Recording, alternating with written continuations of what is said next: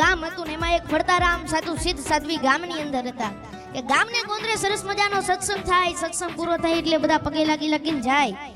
એમાં એક યુવાન છોકરો પણ ગરીબ, બહુ ઘણા બધા ગરીબ ન હોય પણ બહુ એની પરિસ્થિતિ ખરાબ, મા બાપ નહીં, આર્થિક, માનસિક, શારીરિક બધી રીતે ખરાબ એની પરિસ્થિતિ હાલે. તો બધાય પગે લાગીને સાધુને જતા રહે. તો એમ નામ સાધુ પાસે બેઠો રહે. એટલે એક દિવસ બેઠો, બીજે દિવસ બેઠો, ત્રીજે દિવસ બેઠો.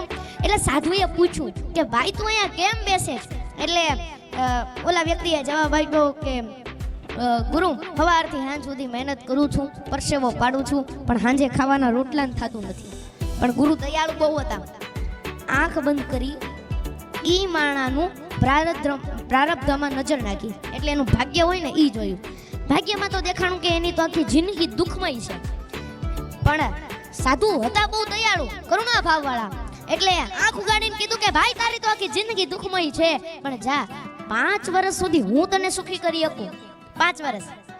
પણ આ 5 વર્ષ ગયા પછી આની આ પરિસ્થિતિ થઈ જાય, બોલ તારે મંજૂર છે?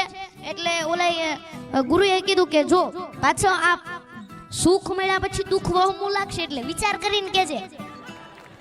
એટલે ઓલા વ્યક્તિએ કીધું કાંઈ વાંધો નહીં, 5 વર્ષ તો સુખ મળશે, 5 વર્ષ તો 5 વર્ષ મને સુખી કરો. અને ગુરુએ 2 હાથ માથે મૂક્યા અને એટલું જ કીધું જા કાલથી તારા સુખના દિવસો ચાલુ, 5 વર્ષ સુધી તારે ત્યાં ધન ખૂટશે નહીં, જા.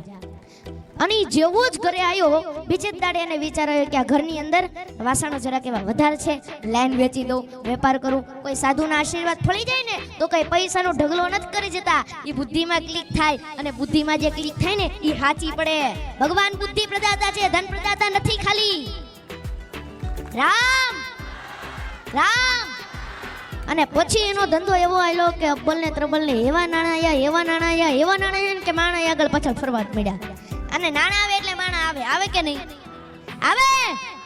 રામ. અને 6 મહિનાની અંદર તો જિલ્લામાં નામ થઈ ગયું કે આ ભાઈની ભેગા કોઈ ન આવે. અને પછી એને પૂછ્યું લગ્ન કરવા, સંસાર અકાલો? તો કે હા સંસાર અકાલો, સંસાર આલ્યો, લગ્ન થઈ ગયા.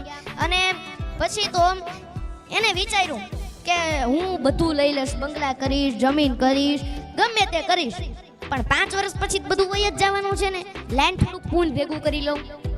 અને પછી તો મોટા મોટા સત્કર્મ કરાવે, કુવાઓ ખોદાવે, વાવ ગળાવે, હે બધે અનેક ક્ષેત્રો ચાલુ કર્યા, મોટા મોટા સંતોને બોલાવી સત્સંગના પારાયણો કરાયા.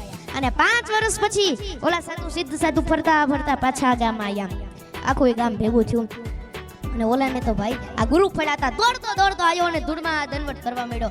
એને કીધું કેમ છે ભાઈ? તો કે ગુરુ, જ્યારથી તમારી દૃષ્ટિ મારા ઉપર પડી છે ત્યારથી ઈશ્વરે મને 1000 હાથથી આપવાનું ચાલુ કર્યું છે, પાછું વળીને જોયું નથી. અને ગુરુ આ 5 વર્ષમાં દુઃખ શું કહેવાય ને એ મને ખબર નથી પડી, અને આ 5 વર્ષ કેમ જતા રહ્યા એ ખબર નથી પડી. ગુરુ એને કીધું તૈયાર થઈ જાજે, 2 દિવસ પછી તારા 5 વર્ષ પૂરા થવાના છે અને જે પરિસ્થિતિ હતી એ જ ચાલુ થાય. ઓલા ભાઈએ કીધું કાંઈ વાંધો નહીં ગુરુ, આ 5 વર્ષમાં મારે જે કરવાનું હતું ને એ મેં કરી લીધું, પણ પુણ્ય બહુ ભેગું કર્યું છે. અને ગુરુએ ફરી નાક બંધ કરી હો. અને ઈશ્વરના દરબારમાં સમાધિમાં જ્યાં જોયું ત્યાં ઈશ્વરના દરબારમાં ચોપડાના ચોપડા પુણ્યના જમા જમા જમા જમા જમા. ભગવાને એનું ભાગ્ય લખ્યું હતું ને એની જગ્યાએ ફેરવી નાખ્યું કે આ જીવન સંપત્તિવાન રહેશે. इन हाथों की लकीरों पर भरोसा मत करना यारो, इन हाथों की लकीरों पर भरोसा मत करना यारो, क्योंकि तकदीर तो उनकी होती है जिसके हाथ भी नहीं होते. जय श्री राम. बोलो खुंकार मेलडी मात की, आज के आनंद की. લાભ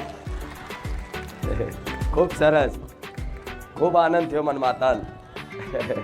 ઘણા સમયથી મતલબ એક અંદરથી પ્રાર્થના હતી, ઈચ્છા હતી બારેજા ધામ જવું છે, પણ આજે ભગવાનની કૃપાથી, મારી મેરડીની કૃપાથી આજે બારેજા ધામ આવવાનો અવસર પ્રાપ્ત થયો. એમાંય મને હરખ એ વાતનો છે કે ભક્ત તો ઘણા જોયા, પણ આટલી ઉંમરે ભગવાન માતાજીને ગુણગાનની લીલા ગુણગાન કરવા અને આટલી ભરી સભામાં નિર્ભયતાથી માઇક લઈ અને બોલવું એ ભગવાનની કૃપા છે. હનુમાનજી, પંચમુખી હનુમાનજીની કૃપા છે, સ્વામિનારાયણની કૃપા છે, માતા પિતાના આશીર્વાદ છે અને ગુરુના ચરણોના આશીર્વાદ છે, કૃપા છે. એના કારણે એ નથી બોલતા, એમની ચેતના શક્તિ બોલે છે. પંચમુખી હનુમાનજીને જો મને દેખાય